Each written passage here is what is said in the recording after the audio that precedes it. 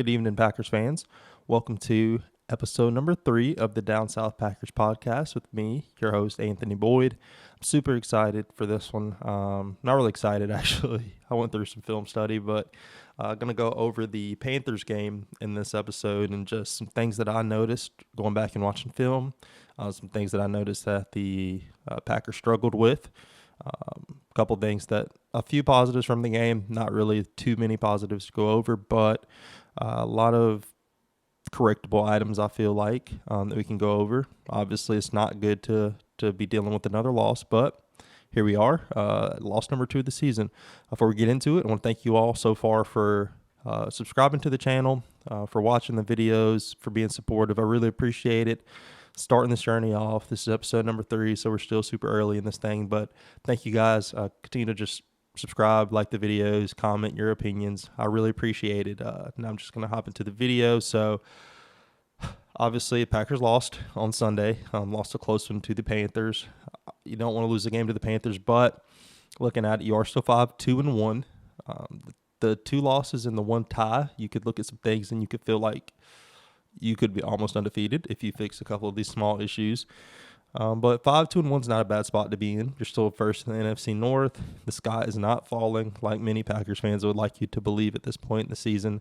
I will say that you would like to be at a better record than 5-2-1 with the schedule that you've had so far and the remaining schedule for the rest of the season. It's going to be a long year from here on out. Starting off with a tough one this upcoming Monday against the Eagles, so not to look too far forward. I'll have a video on the Eagles game here in a few days, but going to go over the Panthers first and foremost and kind of let you know what I saw going back through the film, some issues that I struggled with. But going to start off with the offense. Offense is what people like to see, what makes the most money in the NFL, just because you have a lot of people watching it. The NFL loves when teams put up points. So I'm going to start off there. And the Packers, in my opinion, I am in the camp that LaFleur should probably start to look for other options in terms of play calling. I do want LaFleur to be my head coach. I think LaFleur's a great head coach. I do think that sometimes his play calling can be clouded by decisions that have to be made as a head coach, and that leads to some situational things that I think get called. I think situational play calling is one of the bigger issues. I've been on Twitter saying that for a while now. You had, not to dive too far into this, I'll talk about this later, but the screen pass to Emmanuel Wilson, I think everybody is frustrated with that call, and rightfully so. I mean, LaFleur said it was a bad play call himself, but I am in the camp that he should probably give up play calling duties. But I will say this. I do think there were plenty of opportunities on Sunday for the Packers to be successful with the plays that were called. Just going back and watching the first drive that the Packers had, on the very first passing play that Jordan Love had, he missed a wide open Luke Musgrave, wide open. Could have hit him for a big play, potentially a touchdown. Who knows? Once you get the ball in his hands, but a big play, and he just missed it. Ended up checking the ball down to Josh Jacobs, and that's something that LaFleur can't control. If Jordan's looking over there and makes that big play, that's a big chunk play. It was a busted coverage. The Panthers safety didn't get over to it fast enough, and Musgrave was running. He slipped across on a crosser wide open by himself, and that's something that, like I said, LaFleur can't control. So it's execution too. There's some execution issues. I think Savion fumbling on that first possession, something, again, LaFleur cannot control. He can't control his players fumbling the football. Through a screen pass, I will say that I think that corner played it, or the slot guy right there, the slot corner, played it perfectly. He blew up the play, ran through Romeo Doubs, ran through Malik Heath. Malik Heath couldn't get the angle that he needed in order to try to make that block, because as soon as the ball was snapped, the corner was firing to go make the tackle on the screenplay. And then, of course, Savion has to hold on to that football right there. Later in the game, Jordan Love, I guess he thought he had pressure in his face. There was not really any pressure on the play. He decides to scramble right. If he sits there, though, he has Romeo Doubs on a bang 8. Could have hit him. It would have been a touchdown. And I was curious, too, to see Jordan not looking for that, knowing that that's on the field, considering how many times in the red area the Packers run a post. They run post with Romeo Doubs all the time. They always run post down there in that area of the field. and Jordan got happy feet, rolls out, you don't really get the touchdown there. Pocket was pretty clean. And then, of course, you have a drive that stalls out because of some false starts and a sack, which was pretty rough to watch. And then you have Emmanuel Wilson dropping the ball on the screenplay on third down when the defense was 20 yards off of him. If he would have got the blocks out in front of him, who knows what could have happened. Could have maybe picked up the first there. But that's just things that are frustrating to see and things that LaFleur can't control. So you have to give the guys some slack in that respect. Very emotional on game days, obviously. We're all emotional seeing the Packers struggle on offense, knowing with the amount of talent that they have that they should not be struggling. But if you go back and watch it, it's not all on the floor. The play calling is good in those situations at times. I'm not saying it's great all the time. I don't believe that, but I do think for the most part LaFleur does a decent job. I do think that sometimes, though, like I said, I feel like his head coaching duties kind of get in the way of his duties as a play caller, and maybe down a distance. He gets a little flustered at times, and that leads to moments like the 4th and 8 where you go for it there, and you probably should have just taken your points, being that close to the end zone. Wins at your back, too. Wins at your back. You're not too worried about kicking into the win in that situation, but that's neither here nor there. Looking at some things that I feel like the Packers did well. I think that the quick passing game was really, really good. I think, you had some stick concepts where you have some hitches, and you have a couple of times where you had a spot route across the middle of the field that kind of nestles in there. And you get that kind of quick completion. I think those quick completions were really successful. I do think that the Panthers were trying to keep a lid on this offense and making sure that this team could not go deep. They had multiple people running deep the entire game to make sure that they do not beat us vertically. They know that we have the speed. The Packers have the speed to beat them over the top, and they were saying we're not letting them beat us that way.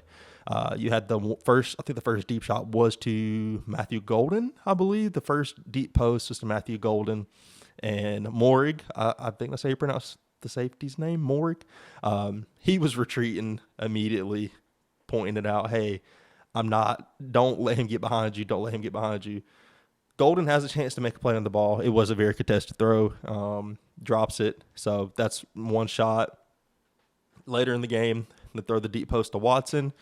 However, this time it's not Morig, who's the safety that's supposed to be getting back to kind of almost double and almost triple team with the 3 deep people that the Panthers had back there. Watson gets behind him. The play is completed. The ball falls in. Watson completes it. Later in the game, they try to do it again. Obviously, this time it's picked off. This is the 3rd time they've kind of tried to run this deep post. Morig, you can see on the film, is pointing it out immediately from across the field. He senses it. He knows, hey, they're trying to throw this post again, and he's pointing it out. He starts to retreat on it.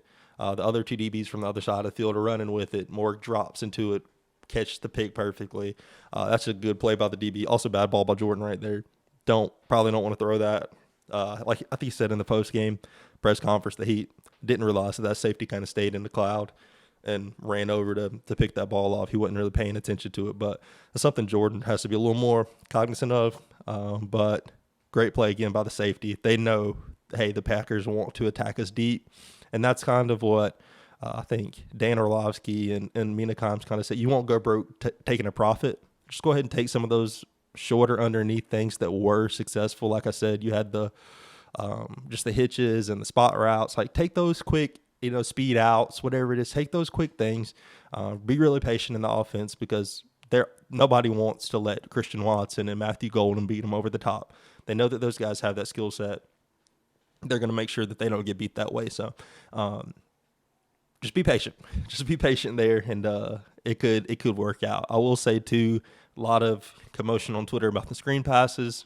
Screen passes aren't the most visually aesthetically pleasing things if they don't work. I understand that. I was upset during the game, too. Again, we're all acting emotional. We want the Packers to win. But looking back at it, the screen passes that were called weren't that bad. Like I said, the Savion one, okay. The one to Emmanuel Wilson, obviously, LaFleur said that was a bad call. Everyone on Twitter agreed that was a bad call. But a lot of the other screenplays, if they were blocked up right, then they could have been a lot better than they were. I think that Matthew Golden had one where if if the blocking gets out in front of him and sets up like it should, it could go for more than 6 yards. If Emmanuel Wilson holds on to the football, who knows where that one goes. I think there's a few times where the coverage dictated that screenplay. You have the off coverage in those situations. Throw the screenplay, get the ball into our playmakers' hands out in space, and who knows what could happen. I think the screen pass later to Savion in the game was blocked up a lot better because you had the off coverage. Dobbs was able to get out and throw a block, and it went for more yards that time. So not going to say the screen passes are always bad. Not going to say they're terrible. The one mid-screen that they ran seemed like a mid-screen to Jacobs, I believe. Let's probably leave that one in the vault. Don't use that one again. That one just got immediately blown up. But shout out to the Panthers linebackers all game.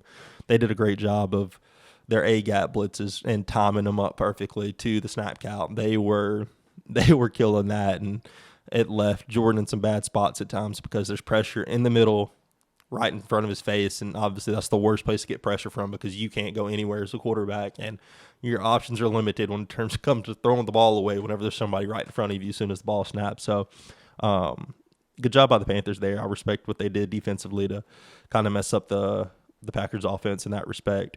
Going down to the offensive line.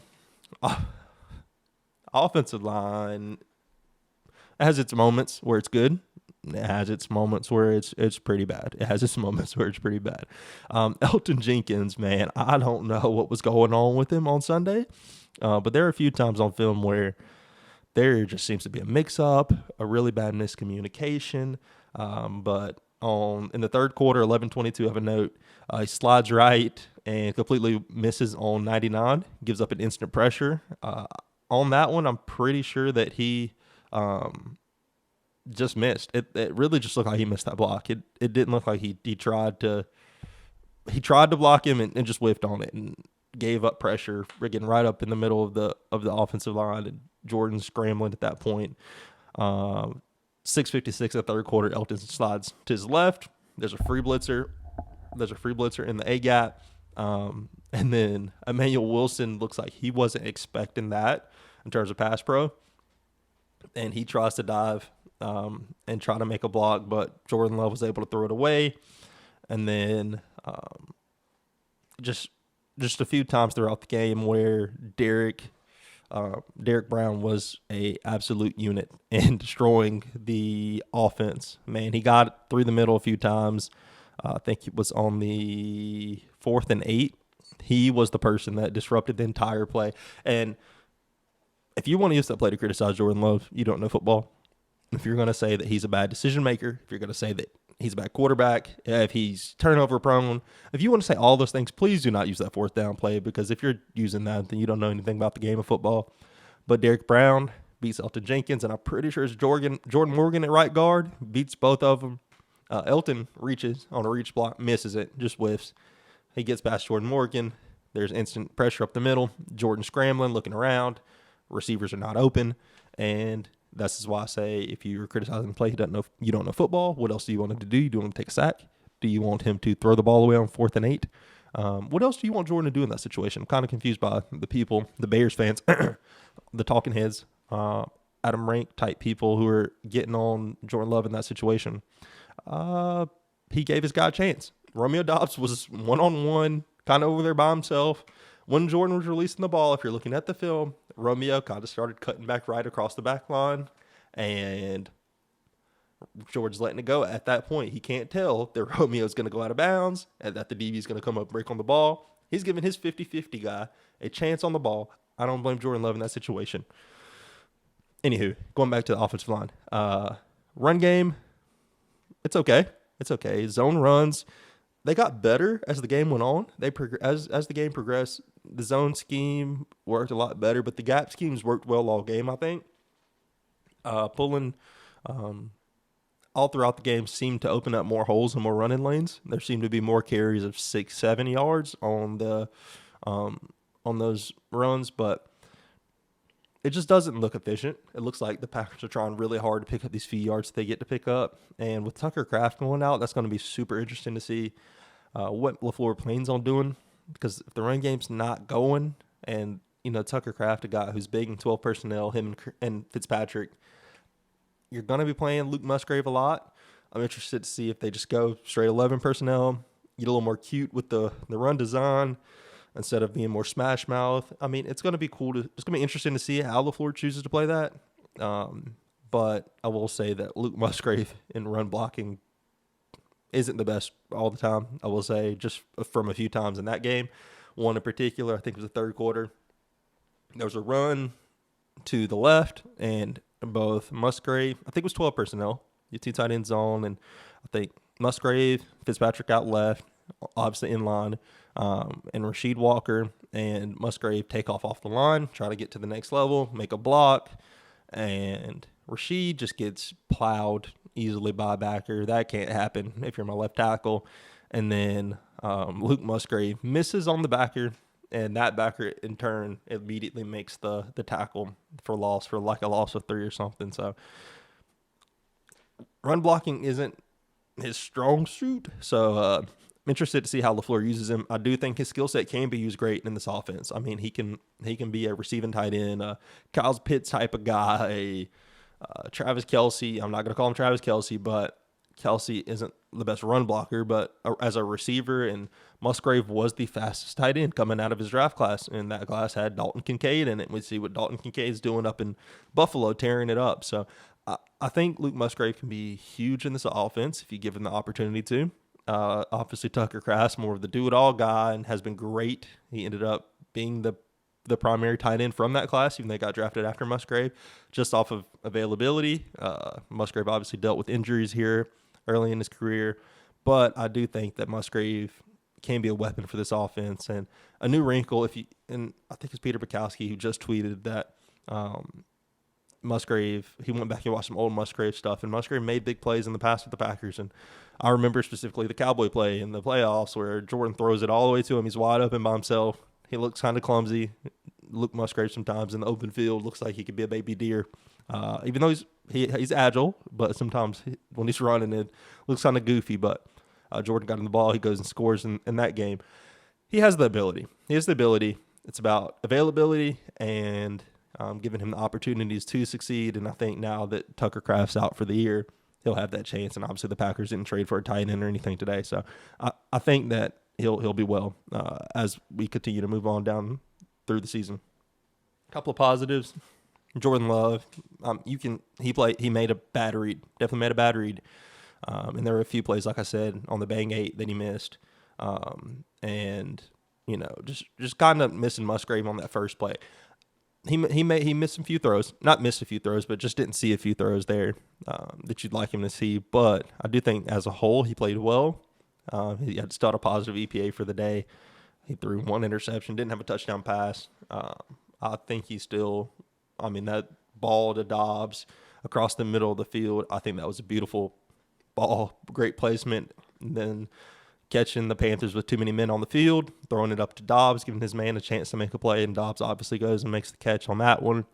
I think Jordan made great plays. I think he made some great plays. I do think that there were some bad ones, but for the most part, I'm going to take it as a positive. He still leads the NFL in EPA per drop back for what it's worth, and he's still third in total EPA, I believe. So I don't think Jordan Love's having a bad year. I don't think he had not even a bad game. He just made a few minor errors that kind of slowed this offense down. It really was the offense shooting themselves in the foot, getting down into the red area, not coming away with touchdowns. They were able to drive the entire game. Jordan Love moved the ball down the field. They just could not finish when it mattered the most, and it doesn't help that we're missing kicks. But I'm not upset with the whole performance of the offense. I think it could be better, and there could be better execution. When you get down in that part of the field, the red area is all about execution, blocking up where you need to, running hard and protecting the football down in that area. And those are some things the Packers did not do on Sunday. Also, with Watson being back, we're starting to see the effects of him being back. He's taking the top off the defense, and the defense is playing to that. The Panthers were in a cover 6 look almost. The Packers would oftentimes motion the number one receiver across the field, and then what you'd see is the deep, either corner, safety. Most times the corner on that side would walk down and then now you have a safety, another safety, corner, and those three are normally converging. The Packers would run a lot of posts or some deep seams, and they're all converging on that deep route. They're all dropping back to it, making sure that the Packers couldn't beat them down the field. And that, to me, that leaves a lot of the stuff that Jordan is really good at, especially with receivers like Dobbs and Wicks and Heath. A lot of the intermediate stuff, like we saw the dig route that Jordan layered over the top of the backer right there. I think that opens up a lot of that whenever you have those speedsters who could take the top off. Yes, you want to take the shots, but you have to be smart. That stuff's open. And Jordan Love's really good in that area of the field. I think the Packers can exploit that and going forward. I think that's a positive thing that I saw from this game. And with Tucker being out, 11 personnel is going to me, I think he's going to be more than 11 and kind of make him lean into that. That passing offense, the run game just hasn't been that good this year. And that's okay. LaFleur wants to run the football. Understand it. I like to run the football too. When it comes to the playoffs, you want to be able to smash somebody in the mouth if you need to close out a game. I get that. But right now, the offense seems to be at its best when the ball is kind of getting pushed down the field a little bit more. You're kind of throwing, just the passing offense needs to be a little bit better right now. Be confident in that, LaFleur. Embrace that. Use that. Don't be scared to throw the ball down the field. I think Jordan's decision-making for the most part has been really good this year. I mean, he had the boneheaded throw. Obviously, there's one against the Browns where Delpit picked him off, and then you have this one from this past Sunday. But for the most part, I think his decision-making has kind of earned the trust of allowing him to throw the football more. He's been top 10 in the NFL in about every statistical passing category, and he only has 3 interceptions. So let the man push the ball down the field, allow him to be a little bit more aggressive, and I think that kind of propelled the offense to be a little bit better and a little bit more consistent. Let Josh Jacobs get the ball inside the 20, run the football down there, but let's move the ball down the field passing. Off to the defensive side, I said in my pregame podcast, don't let Rico Dowdle beat you. Don't let Rico Dowdle beat you. Don't let Rico Dowdle beat you. Again, being a Carolina guy, a guy who lives in South Carolina, I had the pleasure after this loss of friends coming out, my uncle coming out of the woodworks, texting me, hey, man, what's up with your team? Hey, man, what's up with your team? Hey, you let us beat you? Hey, man, you suck. Okay. You won. You get your win. Great. You beat us. You deserved it. We couldn't stop Rico Dowdle.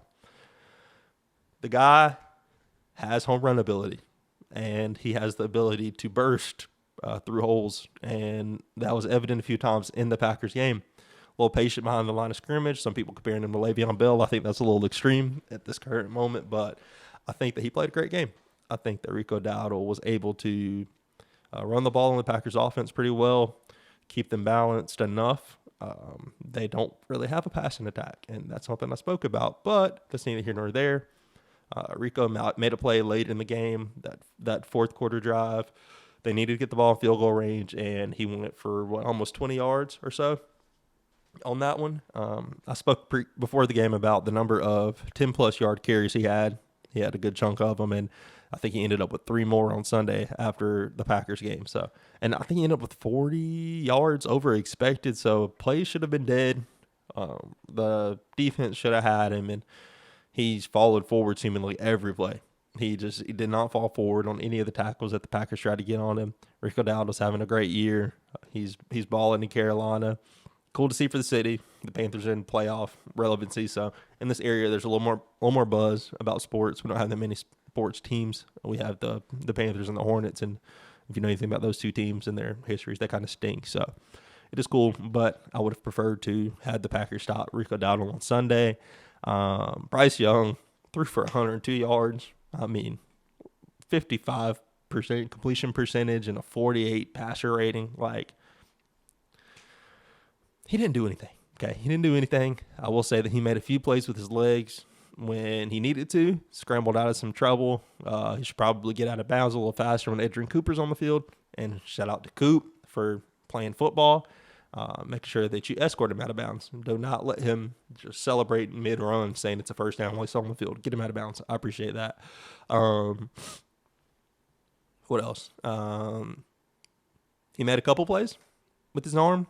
To Tet McMillan.